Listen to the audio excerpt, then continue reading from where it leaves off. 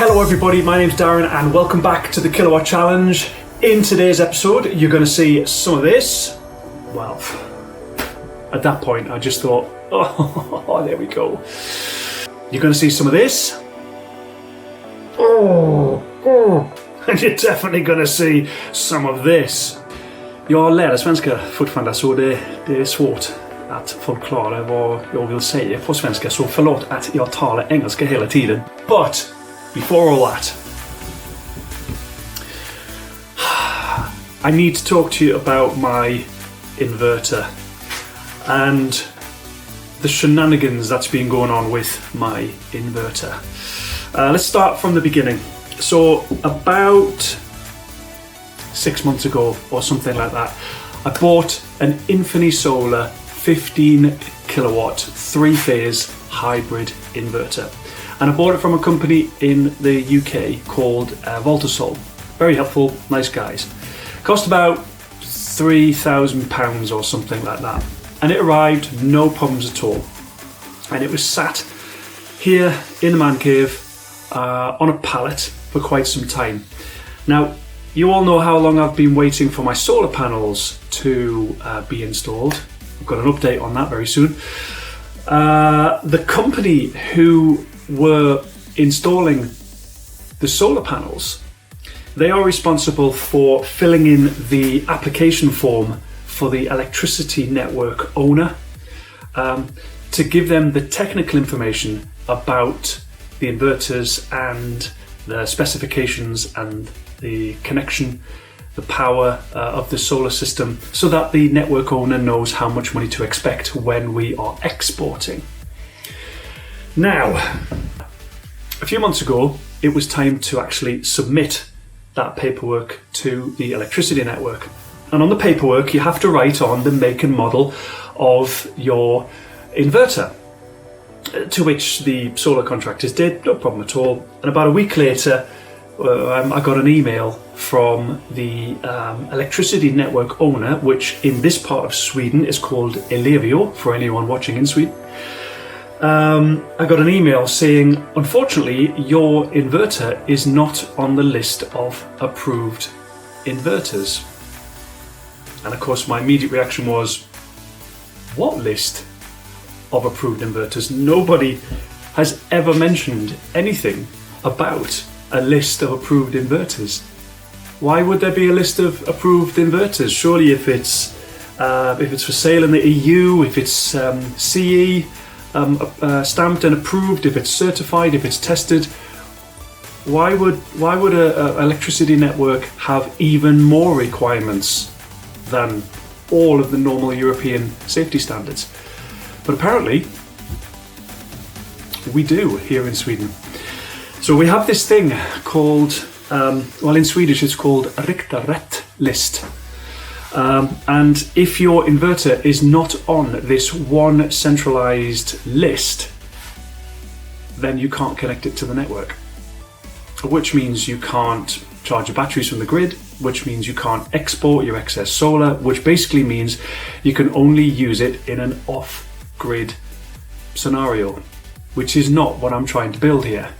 I'm trying to connect I'm trying to run this house for 24 hours in the summer from batteries, effectively not using any power from the grid. Not setting the house up so it's off-grid. That's something completely different. Okay, so I then contacted the organization who controls the list, and I said, how do I get my inverter onto the list? And they said, well, it's no problem at all. You need to provide all of these test certificates and all of this evidence that the inverter complies to all of these different standards. Well, at that point I just thought, oh, there we go. Pretty despondent at that point. So then I started asking around different people in Sweden who had solar panels, who had already gone through this process, and it turns out this list is updated quite regularly. And it's not necessarily a new thing, but new inverters are being added to it all the time, and the old inverters, which aren't available so much anymore, it looks like they're taken off the list. The list is kind of refreshed, especially as the standards for the electricity networks over here get higher and higher and higher. So people who are already connected to the grid with one of these inverters can, without any problem at all, change out their inverter for a newer one, as long as it's obviously the same. That's no problem at all. So you can actually use this grid. It's just they can't accept any new applications for inverters to be installed onto the grid, because the list is constantly refreshed. So it's an absolute nightmare. So I found myself in a scenario whereby I had a pallet just behind the camera with my brand new inverter still on the box, still with the cellophane, the plastic wrapped around it, and the bands around it, holding it down onto the crate, and I couldn't use it. Oh, I just can't tell you how frustrating that was, especially since it had been sat there for a long time. And all I wanted to do was get it connected to the grid. I was waiting for my solar contractor to come and install everything, put my panels on the roof, hang my lovely green inverter, my one box does it all inverter on the wall, and everything was going to be amazing. I know. And then that day, everything changed.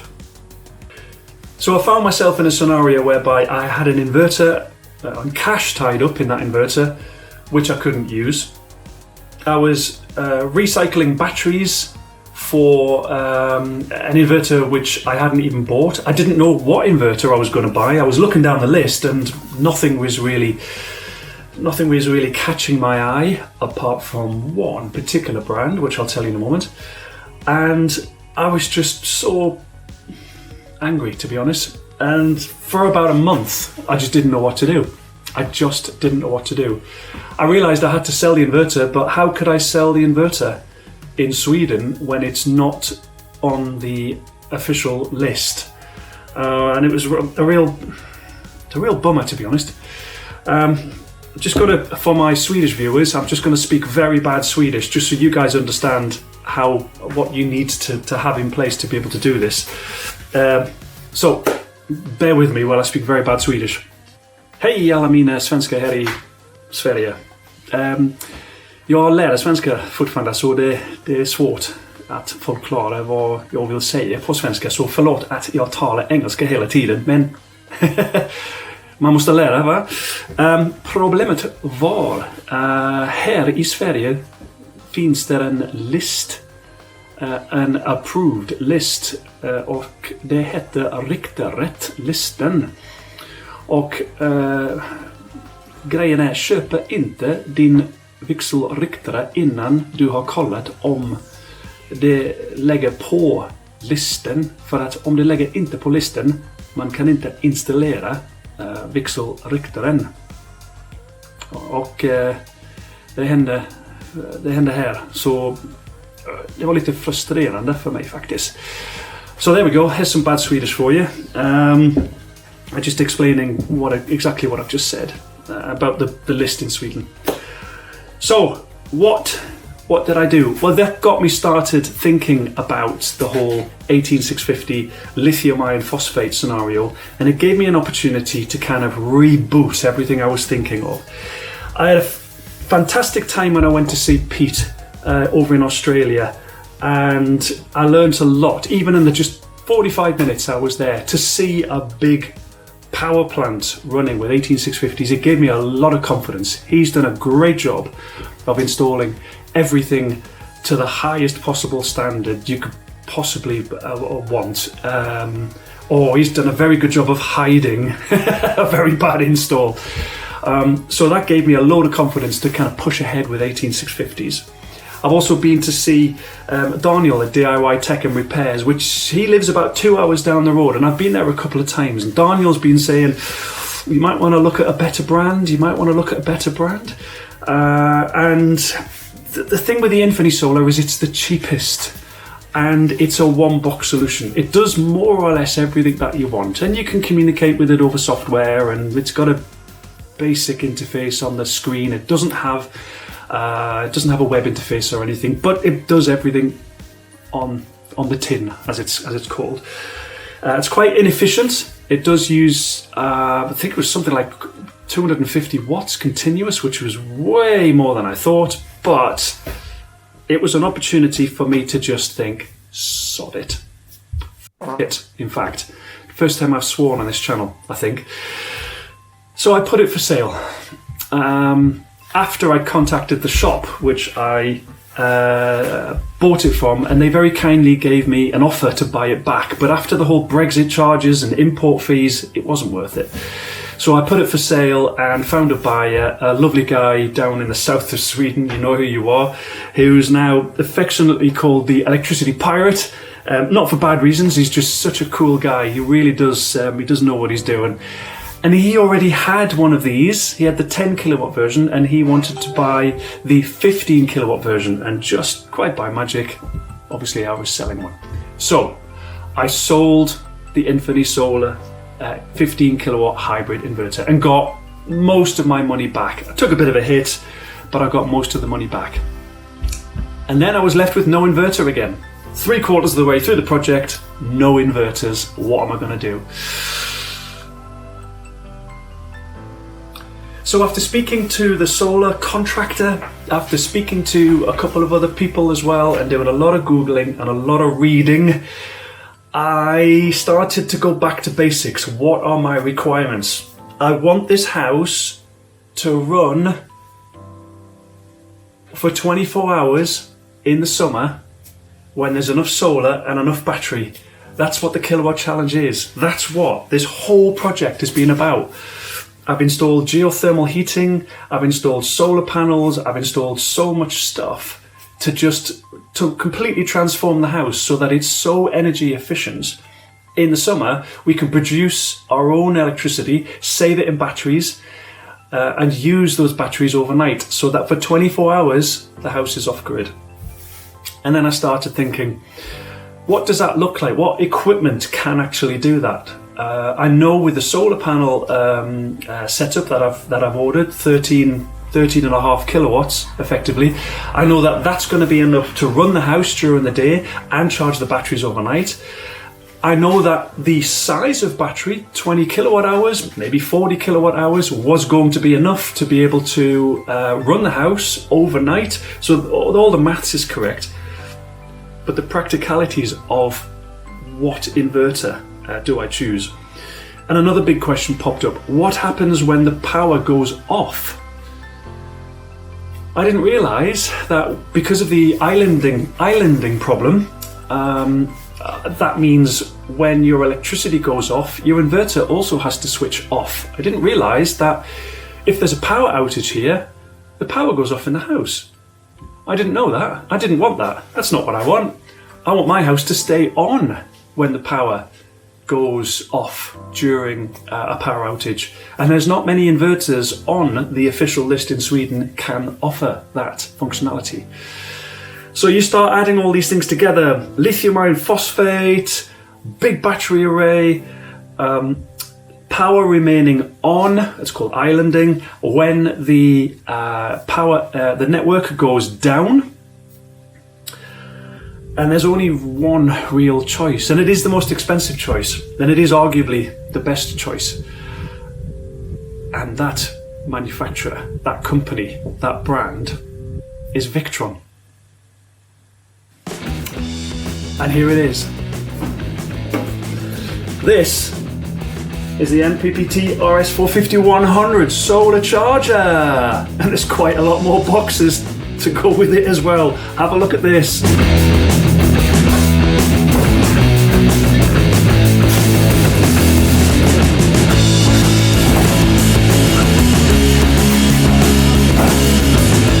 That one's a light one.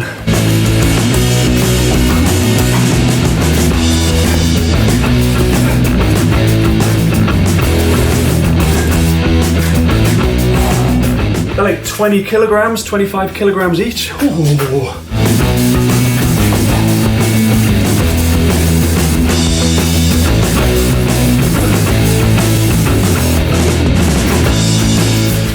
Crikey.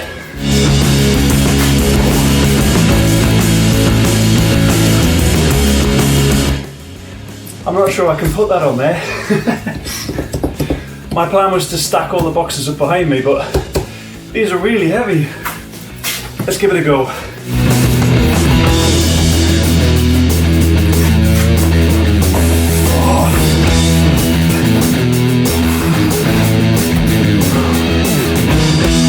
God, I need a beer now. Oh. So, there you have it. It's official. I've gone Victron. I've gone Blue Power and I've joined the Blue Army. Let me show you what I got.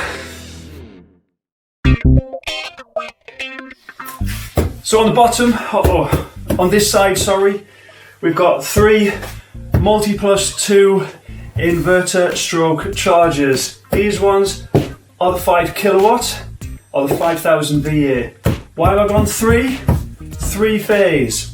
So these are the big boys. These do most of the heavy lifting, and it's these devices which are connected to the grid. Now, again, for the Swedish viewers, these multi+2s are the inverters that you need to put on your Rikta Rätt list application.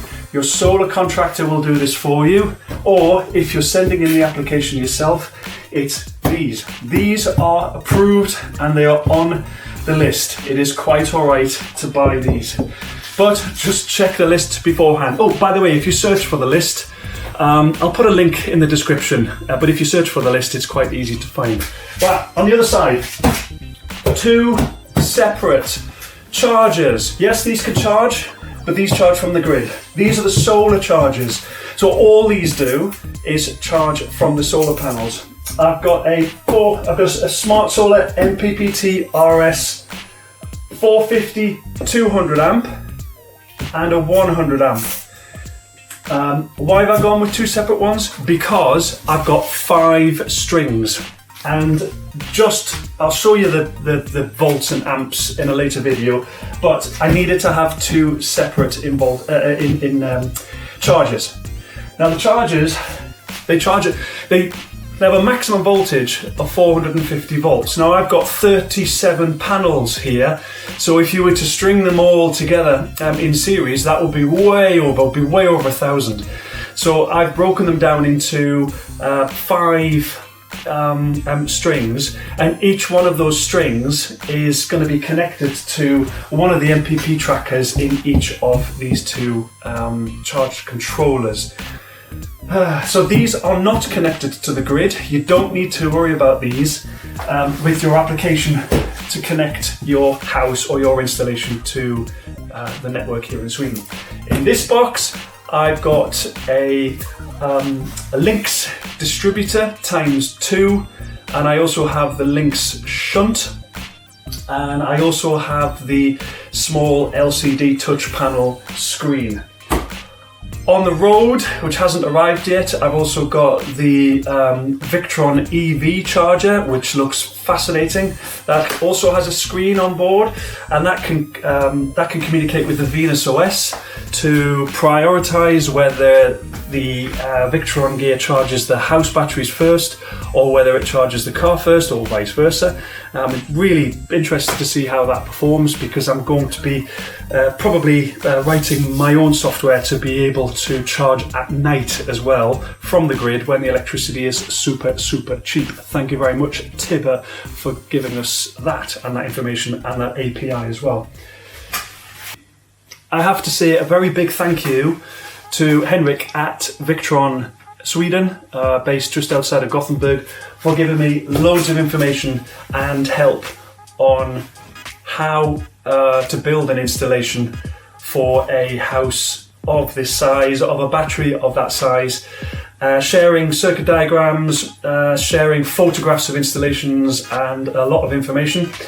I also need to thank Johan at Solarcraft in Stockholm, who is a Victron distributor, for being extremely quick in answering questions, preparing quotes, invoices, etc. So thanks, Johan, you've been a superstar as well, and I highly recommend Johan. I'll put a link to his online shop and his contact details in the description below. And it won't be the last time I talk about their company, because they've really been very helpful, but very thankful indeed. All the kit, in the interests of full disclosure for YouTube, all the kit has been purchased. I've paid the going rate for everything. None of this has been provided for free or anything like that. This is not a review video. I've actually made these choices myself, and I've purchased all of the equipment using my own money. So I'm delighted to be able to say we're going Victron. Hey! So that's it for another one. Thank you again to my lovely Patreon supporters. They've been amazing. They know all of this way before you guys, because they pay a little bit of money every month to find out what's going on behind the scenes. Again, thank you very much indeed. And I shall see you all very soon on the next one. Goodbye. Goodbye. Go like, subscribe, and all that YouTubey stuff. Goodbye.